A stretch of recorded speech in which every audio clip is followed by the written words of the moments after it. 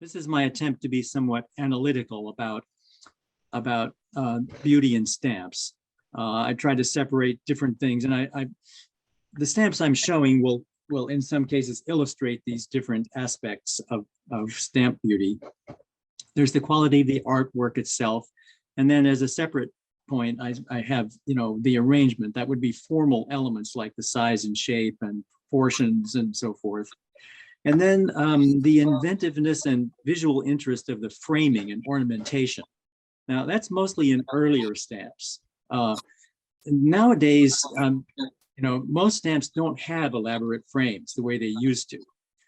Sometime around the 1930s, framing went out of fashion. You can see it even in US stamps. So then there's production qualities, clarity and sharpness of the image, and color combinations. And then I could only list a kind of a grab bag of qualities that I think make a stamp especially good looking. According to my somewhat old-fashioned taste, these are really beautiful stamps. They were some of my favorites when I was, collecting as a kid. Very nicely engraved scenes. Bosnia and Herzegovina were at that time controlled by Austria. So these were printed in Vienna. Most of the European powers made stamps for their colonies that were even more beautiful than the ones they made for their domestic use. For example, a lot of the French colonies stamps are just famously beautiful. We have the bridge at Mostar, scene of Sarajevo, an Ottoman postman, and other scenes in Bosnia and Herzegovina.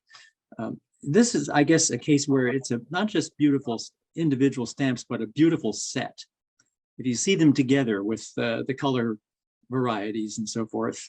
Now, here are some French stamps that I also especially like, again, with elaborate and interesting framing. Framing that has a sort of Islamic character in some cases, these 12 pointed stars. And is that, maybe it's not 12, but 12 pointed stars, famous Islamic decoration. That, I don't think that's 12, but anyway, scenes of Algeria, produced in Paris, of course. It's a very long set, and this is only a small part of it. I picked out a few, and if you see the whole thing together, it's just kind of a dazzling display. So here's some stamps produced in London, although not for Great Britain, of course. Aden and Zanzibar were both part of the British Empire, and the Turkish stamp in the center was printed in London. Obviously, it's got a Turkish design with the crescent moon and typical curlicues around the frame. This is my idea of inventive decoration. You've got the scene in the vignette in the center, but around it is a lot of interesting stuff going on. And here's some bicolor examples. Bicolor always gives a great opportunity for interesting color combinations. The New Zealand stamp seems to me a particular standout, just because the illustration of that mountain is so effective. Now here are unframed stamps, typical of issues starting in the 30s and 40s. Again, French products for their African colonies, Cameroon, Dahomey, and Morocco. Here are some what I consider beautiful US stamps, again, without frames. I don't really collect US stamps, but I've accumulated a lot. And when I see one that comes out that I like the looks of, I buy some. And these seem to me some of the best. But these to me are the most beautiful of the statehood stamps. They're all engraved and beautiful, colorful scenes. There's a New Jersey stamp, which I like, but it's not engraved. It's just lithographed, I guess. And so to me, it doesn't come up to the standard of these. Now we get to portraits and figures. Again, starting with framed, the famous sculpture by Giovanni da Bologna, on the flying Mercury stamp. And this one issued in 1933. This is a statue thought to be by Praxiteles. It's certainly, his style, although it's not known for certain. This statue of the youth of Marathon was discovered in the Aegean Sea in 1925. Quite an astounding discovery. It was, in pretty good condition, and they hauled it up out of the sea and put it on this stamp in 1933. Here are some less framed stamps, considering showing people I think of as good looking. The Grace Kelly stamp is certainly a standout. It'd be hard to imagine a more pleasing US stamp than that. And I believe that was engraved by the famous engraver Slania. More really striking faces to me. These are, to me, standout stamps.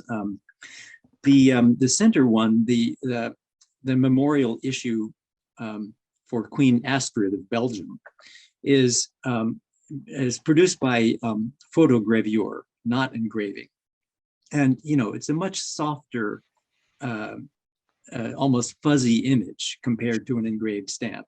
But nevertheless, that almost seems to contribute something, it seems to me. She has a kind of far away, dreamy look about her.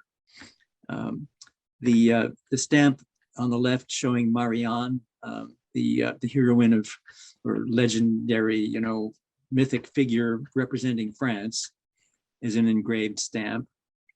And the same with Cameroon. Speaking of engraving, these seem to me outstanding examples of the engraver's art. Slania again, 2 stamps for the Faroe Islands and 1 for Monaco. On the Monaco stamp, it looks like he really kind of let himself go. It's not, it's a drawing, which is almost kind of sketchy. It doesn't have the precision of the usual engraved stamp, but to me, it's artistically very exciting. Now, I put these in because of the extremely subtle color combinations. You might look at these and think that, oh, these are not bicolor, but actually there's a slight difference in color between the frame and the vignette. This blue and this slightly more greenish blue, this red and this slightly more, I don't know.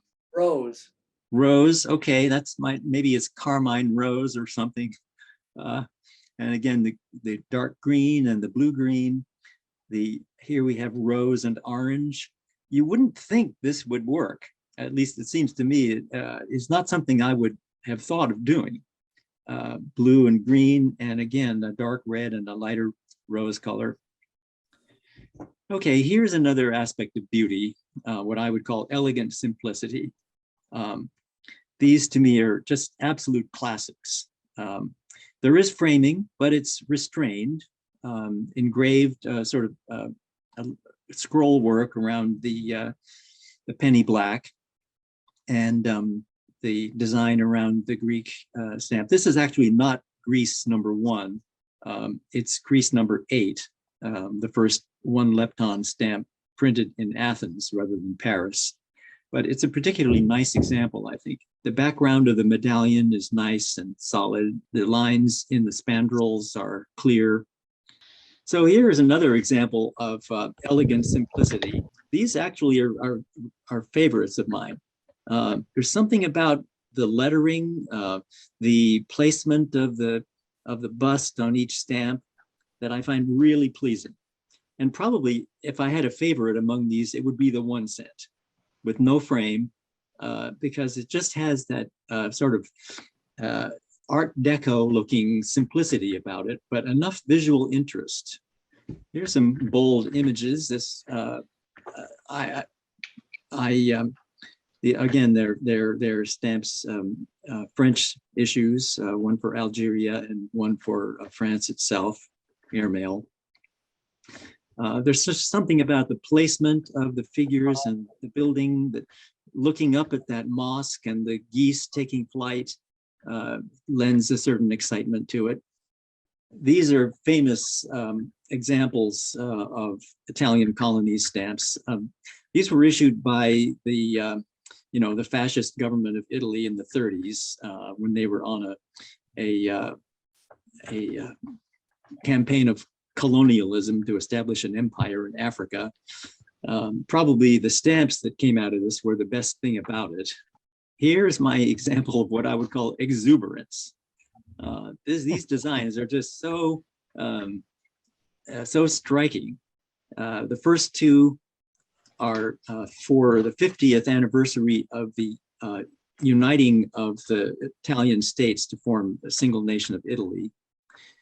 And the one on the right is a centenary of the birth, I suppose, of Giovanni Mazzini.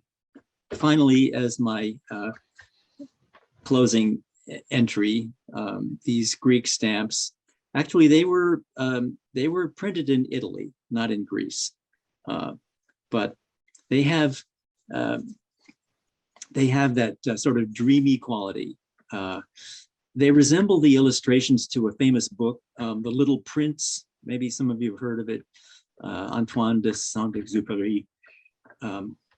Very simple, sort of suggestive of an imaginary world. And there's a lot of color in these. There's a lot of shading, and it's really truly a multicolor stamp. Okay, that's it.